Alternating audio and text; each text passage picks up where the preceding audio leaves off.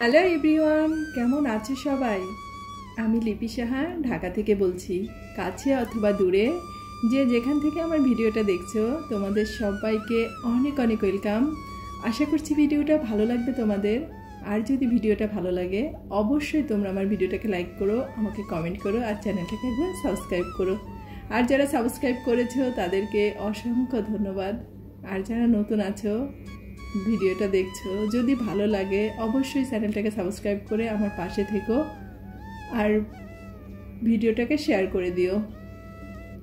এখন হচ্ছে দুপুরবেলা, তো দুপুরে হচ্ছে রান্নাটা করব, কিন্তু আজকে দুপুরে কি যে রান্না করব, মানে নিরামিষ রান্না করব না আমিষ রান্না করব, এটা ভাবতে ভাবতেই আমার অর্ধেকটা সময় আর কি চলে গেছে। তো আজকে নিরামিষ না আমিষ রান্না করব সেটার ভাবার কারণ আছে। সেটা হচ্ছে আজকে যেহেতু ভাদ্র মাসের শেষ শনিবার ছিল, তো আজকে আমি হচ্ছে শনি পূজার উপাসটা আছি। আর কি হয় দেখবা, পূজার উপাস করে না তখন আমিষ টামিষ নাড়তে কিন্তু ভালো লাগে না, মাছ টাছ রান্না করতেও অতটা ভালো লাগে না। তো এ কারণে ভেবেছিলাম যে আজকে হচ্ছে একটু নিরামিষ রান্না করব। তো মাছটা রান্না করতে চাইনি, কিন্তু আসলে বাসার সবার ইচ্ছা, কেউই আর কি মাছ ছাড়া খাবে না। বিশেষ করে স্বপ্নিল তো মাছ ছাড়া খেতেই চায় না। তো সে কারণে আর কি করব, শেষমেশ ওদের আবদারটা আর কি ফেলতে পারলাম না। তো মাছটাকে আর কি ভিজিয়ে রেখেছিলাম, তারপর কেটে নিয়েছি। তো ভাবলাম যে একটু শর্টকাটে পাবদা মাছটাই রান্না করি।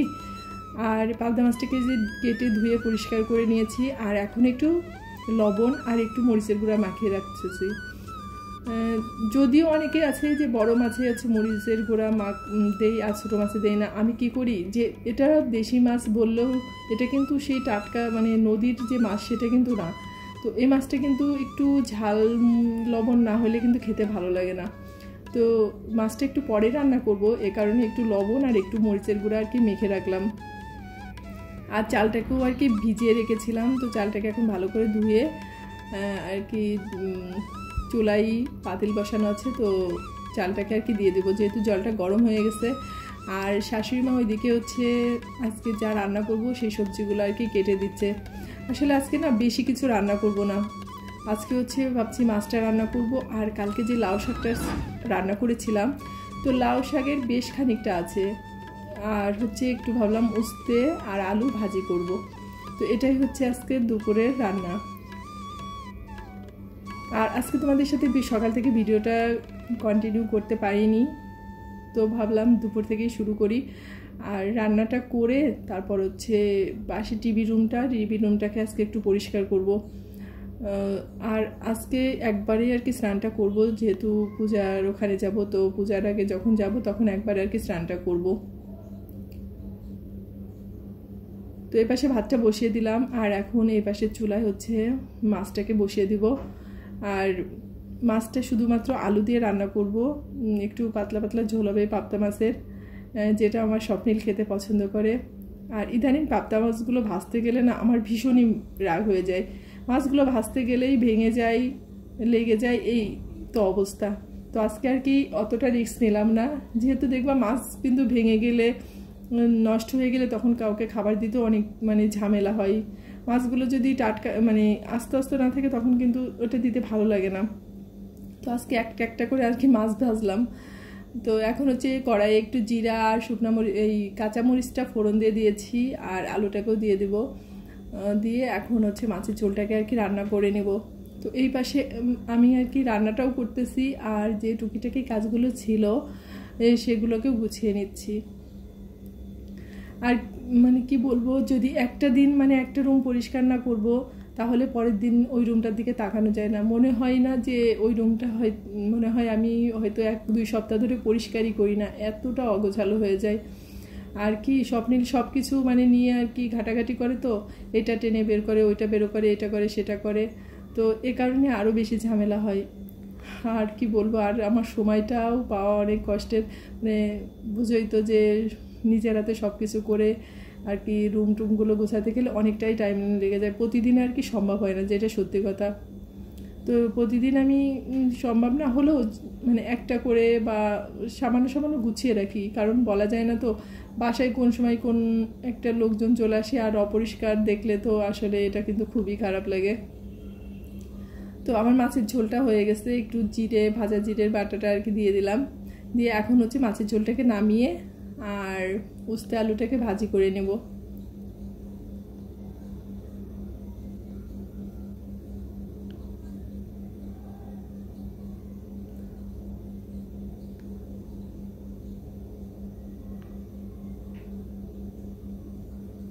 তো এই যে মাছটা নামানো হয়ে গেছে, আর এখন হচ্ছে ওই যে উস্তে আলুটা ভাজি করব। তা উস্তে আলুটা ভাজির জন্য আমরা কি করি, উস্তের ভিতরে মরিচটা খুব একটা খাই না। তো আজকে আমার শাশুড়িমা অনেকগুলো আলু দিয়ে দিয়েছে, তো ভাবলাম যে ওর ভিতরে কিন্তু একটু মরিচ না দিলে ভালো লাগবে না। আমরা সাধারণত উস্তে ভাজিতে মরিচটা মানে খাওয়া হয় না, নিষেধ করছে একজন খেতে, যে উস্তের নাকি যে আর কি গুণাগুণটা থাকে, মরিচ দিলে সেটা নষ্ট হয়ে যায়। তো যাই হোক, এই কারণে আমি আর কি উস্তের ভিতরে মরিচটা দিই না। তো শাশুড়ি মা কেটে রাখছে, তো ভাবলাম এগুলো ধুয়ে মানে কাটা ধোয়া আছে, তো রেখে দিলেই নষ্ট হয়ে যাবে। তো এই কারণে আর কি দিয়ে দিলাম, আর একটু আদা দেব। আর আমি হচ্ছে যখন বাসায় মানে উস্তেটা যখন আমার শাশুড়িমা না থাকে তখন আর কি ভাজি, একটু ভাজা ভাজা করে মচমচা করে ভাজি। কিন্তু আমার শাশুড়িমা আবার ওই ভাজাটা খেতে পছন্দ করেন না, উনি আবার একটু নরম নরম খেতে পছন্দ করে। এ কারণে আমি কি করি, এই যে উস্তের ভিতরে এখন লবণ হলুদটা দিয়ে দিছি, এখন সামান্য একটু জল দিয়ে আর কি উস্তেটাকে ঢেকে দেবো। ঢেকে দিলে কি হয়, আলুটাও নরম হয়ে যাবে, উস্তেটাও নরম হয়ে যাবে। মানে এটা শেষমেশ মচমচা হয় না, এটা ভাজি ভাজি হয় কিন্তু মচমচা হয় না। তার ভিতরে একটু আদা দিয়ে দিয়েছি, তো এটারও কিন্তু আরেকটা স্বাদ। তো ওইদিকে রান্নাটা হচ্ছে, আর আমি এখন রুমটাকে পরিষ্কার করতে চলে এসেছি। আর মানে কি বলবো, এই রুমের বিছনা চাদরটাকেও চেঞ্জ করে নিব। আর অনেক অগোছাল হয়ে রয়েছে ওয়ারড্রোবের উপরে, তো সব কিছুই আর কি গুছিয়ে নেব। আর আজকে উপাসটা থেকে আমার আর কি মোটেই ভালো লাগতেছিল না, অনেক খারাপ লাগতেছিল। উপাস থাকার পরে সচরাচর আমার এরকমটা হয় না, কিন্তু আজকে মনে হয় উপাসটা আর কি গায়ে লেগে গেছে, এমন অবস্থা। আর কারণ আছে, যেহেতু গতকাল একটু বাইরে টাইরে বেরিয়েছি, তারপর জলটা কম খেয়েছি, তো এ কারণেই আর কি উপাসটা উপাস বলে মনে হচ্ছে আজকে। তো এই যে আমার স্বপ্নের টিভি দেখতে দেখতে সব কিছু বিছানার উপর ছড়িয়ে ছিটিয়ে রেখেছে। আর ওর হচ্ছে এই যে ভ্যাজলিন অথবা লোশন 12 মাসই ব্যবহার করতে হয়, মানে ওর পায়ে ও 12 মাসই ভ্যাজলিন অথবা লোশন দেয়। ওর মানে পায়ের নিচে স্কিনটা বলে ওর শুকিয়ে যায়, এরকম লাগে ওর কাছে। তো ওর পাপা আর কি প্রতিদিন রাত্রে ঘুমানোর পরে ওকে হচ্ছে সরিষার তেল অথবা নারকেল তেল পায়ের নিচে আর কি দেই, কিন্তু তাতেও কাজ হয় না। তো ওকে একটা আর কি ভালো স্কিনের ডাক্তার দেখানোর দরকার। আর শীতের দিন আসলে তো মানে কথাই নেই, সারা বছর তো লোশন না হলে ভ্যাসলিন ইউজ করেই, আর শীতের দিন আসলে মানে কি বলবো তোমাদের, মানে 1 মিনিট পর পর মনে হয় হাত পায়ে লাগাতে হয়, এমনটা হয়। তো নিশ্চয়ই কোনো স্কিনের সমস্যা আছে ওর হয়তো বা, কারণ ও তো জলটাও খুব একটা কম খায় না, মানে বেশ ভালোই জল টল খায়। তারপরে সব ধরনের সবজি টুকিটাকি আমি ওকে খাওয়ানোর চেষ্টা করি, ফলও খাই, খাওয়ার ভিতরে ও দুধটা খেতে চায় না। তো যাই হোক, মানে ওর এই সমস্যাটার কারণে ওই স্কুলে যাওয়ার সময়ও যেন ও হচ্ছে ভ্যাসলিনটা একটু নিয়ে যায়। তো এই হয়েছে ওর হচ্ছে অবস্থা। তো কি বলবো, আসলে সমস্যা হলে তো সেটা তো সমাধান করতে হবে, তাই না? মাঝে মাঝে ওকে বকাও দিই, আবার হচ্ছে দেখা যায় যে বুঝতে পারি যে আসলে সমস্যা না হলে তো আর ব্যবহার করতো না। তো আগে বলতাম, এখন আর কিছু সেভাবে বলি না। তো ড্রেসিং টেবিলের গ্লাসে আর কি মুখে দেখা যাচ্ছিল না, এমন অবস্থা হয়েছিল।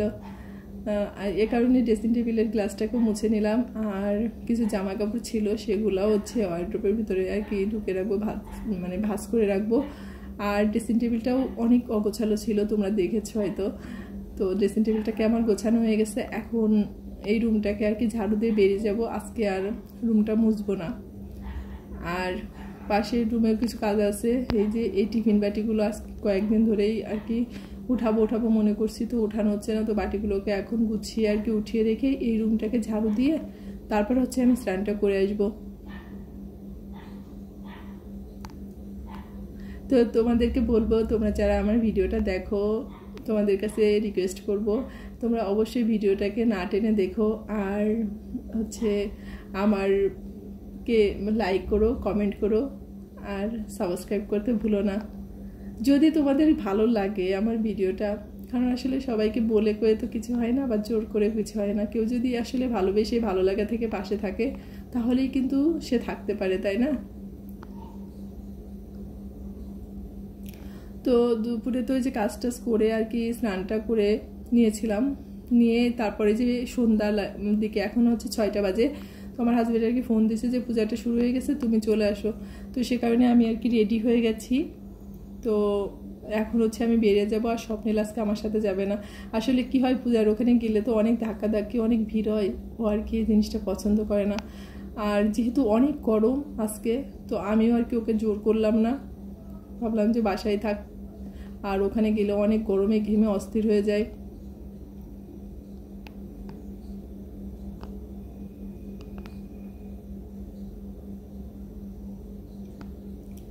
তো এই যে আমি মন্দিরে চলে আসছি। তো আমি যখন আসছি তখন না খুব একটা লোকজন ছিল না, কিন্তু আমি আসার 10-15 মিনিট পরেই এতটা ভিড় হয়ে গেছে, মানে দাঁড়ানোরও জায়গা ছিল না, বসারও জায়গা ছিল না। তো মন্দিরে আসার পর দেখছি পূজাটা শুরু হয়ে গেছে, আর আমি পাশের দোকানে থেকে একটু মোমবাতি আগরবাতি কিনে আর কি ঠাকুরকে দেখিয়ে দিয়েছি। আর ভাবলাম তোমাদের সাথে পূজার কিছু কিছু অংশ আর কি শেয়ার করি, ভালো লাগবে তোমাদের। আর আজকে যেহেতু শেষ শনিবার ছিল, আজকে অনেক ভিড় ছিল পূজার ওখানে। আর আমাদের এখানে প্রতি মাসে একটা করে আর কি ঘটের পূজা হয়, তো আজকে সেই পূজাটা ছিল, আর এই পূজার দিন অনেক বেশি ভিড় হয়। তো সবাই ভালো থেকো, সুস্থ থেকো, আর অবশ্যই সাবধানে থেকো। আর আমার ভিডিওটা যদি ভালো লাগে অবশ্যই তোমরা আমার পাশে থেকে আমাকে সাপোর্ট করো। ভালো থেকো সবাই, তোমাদের সাথে দেখা হচ্ছে আমার পরবর্তী ব্লগে।